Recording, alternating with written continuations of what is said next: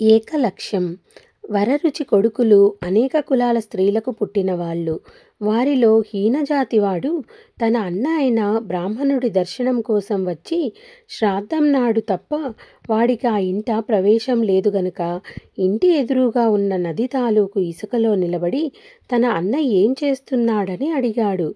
విష్ణు పూజలో ఉన్నారు అని చెప్పాడు ఇంటి నౌకరు. తక్కువ కులం వాడు ఇసుకలో గొయ్యి తవ్వుతూ కూర్చున్నాడు. మరికొంతసేపటికి నౌకరు వచ్చి తన యజమాని శివపూజ చేస్తున్నట్టు చెప్పాడు. తక్కువ జాతివాడు ఇంకో గుంట తవ్వనారంభించాడు. ఇలాగే బ్రాహ్మణ అన్న ఒకసారి దుర్గను పూజిస్తున్నాడని, మరొకసారి హనుమంతుడిని పూజిస్తున్నాడని, కుమారస్వామిని పూజిస్తున్నాడని వార్తలు వచ్చాయి. చిట్ట చివరకు బ్రాహ్మడు బయటికి వచ్చి ఇసుకలో చాలా గుంటలు చూసి ఏమిటివన్నీ అని అడిగాడు.